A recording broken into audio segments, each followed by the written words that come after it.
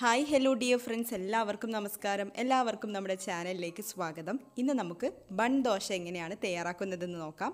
ഉഴുന്നൊന്നും ചേർക്കാതെയുള്ള ഒരു ദോശ റെസിപ്പിയാണ്. നല്ല സോഫ്റ്റ് ആയിട്ടുള്ള സ്പോഞ്ചി ആയിട്ടുള്ള ദോശയാണ്. അപ്പോൾ വീഡിയോ കണ്ടിട്ട് നിങ്ങൾക്ക് ഇഷ്ടപ്പെടുകയാണെങ്കിൽ ഒന്ന് ലൈക്ക് ചെയ്യുക, മറ്റുള്ളവർക്ക് ഷെയർ ചെയ്ത് കൊടുക്കാനും മറക്കരുത്. അപ്പോൾ നമുക്ക് വേഗം നോക്കാം എങ്ങനെയാണ് ബൺ ദോശ തയ്യാറാക്കുന്നത്. ഞാനിവിടെ 1 കപ്പ് പച്ചരിയും 1/4 ടീസ്പൂൺ ഉലുവയും കൂടെ നന്നായിട്ട് കഴുകിയെടുത്തു. അതിനുശേഷം 5 മണിക്കൂർ വെള്ളത്തിൽ കുതിർത്ത് വെച്ചതായിരുന്നു. ഇപ്പോൾ വെള്ളമൊക്കെ ഊറ്റിയെടുത്ത് വെച്ചിട്ടുണ്ട്.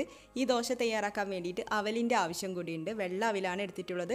അപ്പോൾ നിങ്ങൾക്ക് വേണമെങ്കിൽ മട്ട അവിലുണ്ടല്ലോ, ബ്രൗൺ കളർ അവിൽ, അത് വേണമെങ്കിൽ എടുക്കാം. പക്ഷേ ദോശയുടെ കളറിൽ ചെറിയൊരു വ്യത്യാസം വരും, അത്രയേ ഉള്ളൂ. പിന്നെ അവലിവിടെ 1/2 കപ്പാണ് എടുത്തിട്ടുള്ളത്. അരച്ചെടുക്കുന്നതിന് തൊട്ട് മുന്നേ ഒരു 10 മിനിറ്റ് മുന്നേ ഒക്കെ ഒന്ന് വെള്ളത്തിൽ കുതിർത്ത് വെക്കാം. വെള്ളത്തിൽ കുതിർത്ത് വെച്ചില്ലെങ്കിലും കുഴപ്പമൊന്നുമില്ല കേട്ടോ.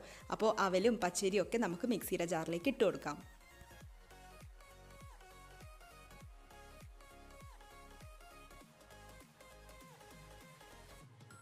ഇതിലേക്ക് തേങ്ങ ചിരവിയത് ചേർത്ത് കൊടുക്കാം. 1/2 കപ്പ് അവല് എടുത്തതുപോലെ 1/2 കപ്പ് തേങ്ങ ചിരവിയതാണ് കേട്ടോ എടുത്തിട്ടുള്ളത്. അപ്പോൾ എല്ലാം കൂടി ഒരുമിച്ച് ചേർത്തിട്ട് ഒരു തവണയായിട്ട് അരച്ചെടുക്കേണ്ട, 2 തവണയായിട്ടൊക്കെ അരച്ചെടുക്കാം. നന്നായിട്ട് അരച്ചെടുക്കണം. അപ്പോൾ 2 തവണയായിട്ടൊക്കെ അരച്ചെടുക്കാം. ഇതിലേക്ക് വെള്ളം ഒഴിച്ചു കൊടുക്കാം. വെള്ളം കുറച്ച് മാത്രം ഒഴിച്ചു കൊടുക്കാം. എന്നിട്ട് നന്നായിട്ടൊന്ന് അരച്ചെടുത്തുകൊണ്ട് വരാം. നല്ല കട്ടിയായിട്ട് വേണം അരച്ചെടുക്കാൻ വേണ്ടിയിട്ട്.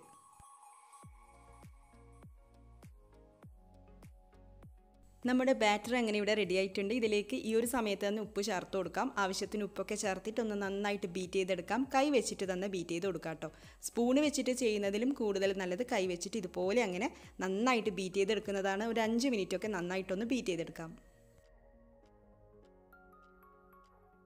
ഇനി നമുക്ക് ഈ ബാറ്റർ ഒന്ന് റെസ്റ്റ് ചെയ്യാൻ വേണ്ടിയിട്ട് വെക്കണം. ഞാനിതിവിടെ ഓവർനൈറ്റാണ് കേട്ടോ വെക്കുന്നത്. അപ്പോൾ അതല്ലെങ്കിൽ 8-9 മണിക്കൂറെങ്കിലും ഒന്ന് റെസ്റ്റ് ചെയ്യാൻ വേണ്ടിയിട്ട് വെക്കണം. അപ്പോൾ നമുക്കിതൊന്ന് അടച്ചു വെക്കാം. ഇതിപ്പോൾ രാവിലെ തുറന്ന് നോക്കുന്നതാണ്. ദോശമാവ് ചെറുതായിട്ടൊന്ന് പൊങ്ങി വന്നിട്ടുണ്ട്. അപ്പോൾ നല്ല തണുപ്പുള്ള സമയമൊക്കെ ആണെങ്കിൽ ദോശമാവ് പൊങ്ങി വരാൻ വേണ്ടിയിട്ട് നല്ല ബുദ്ധിമുട്ടായിരിക്കും.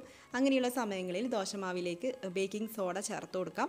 ദോശ തയ്യാറാക്കുന്നതിന് തൊട്ട് മുന്നേ ഒരു 1/4 ടീസ്പൂൺ ബേക്കിംഗ് സോഡയും കുറച്ച് വെള്ളം കൂടെ, ഒരു 1/2 ടേബിൾ സ്പൂണൊക്കെ മതിയാവും, വെള്ളം കൂടെ ചേർത്തിട്ട് വെള്ളത്തിലേക്ക് ചേർത്തിട്ട് നന്നായിട്ടൊന്ന് മിക്സ് ചെയ്തിട്ട് ഇതിലേക്ക് ഒഴിച്ചു കൊടുക്കാം. എന്നിട്ടൊന്ന് ഇളക്കി യോജിപ്പിച്ചതിന് ശേഷം നമുക്ക് ദോശ തയ്യാറാക്കി തുടങ്ങാം. അപ്പോൾ ഞാനിവിടെ ദോശയുടെ പാനിലേക്കല്ല ഒഴിച്ചു കൊടുക്കുന്നത്, ബൺ ദോശയാണല്ലോ. അപ്പോൾ ഇതുപോലെ നടുകുഴിവുള്ള ഒരു ചട്ടിയിലേക്ക് ഒഴിച്ചു കൊടുക്കാം. 2 തവി കോരി ഒഴിച്ചു കൊടുക്കുന്നുണ്ട്. അപ്പച്ചട്ടിയിലേക്ക് ഒഴിച്ചതിന് ശേഷം ഇതിൻ്റെ സൈഡിലായിട്ട് ഇതുപോലെ ഓയിലൊന്ന് ഒഴിച്ചു കൊടുക്കാം. എന്നിട്ട് നമുക്ക് അടച്ചു വെച്ചുകൊണ്ട് കുക്ക് ചെയ്തെടുക്കാം. ലോ ടു മീഡിയം ഫ്ലെയിമിൽ വെച്ച് കൊടുക്കാം. അപ്പോൾ ദോശയുടെ മുകൾ ഭാഗം ഒന്ന് കുക്കായി വന്നിട്ടുണ്ട്. ഇനി നമുക്കിതൊന്ന് മറിച്ചിട്ട് കൊടുക്കണം. എന്നിട്ട് വീണ്ടും അടച്ചു വെക്കണം. 1 മിനിറ്റൊക്കെ ഒന്ന് അടച്ചു വെക്കാം.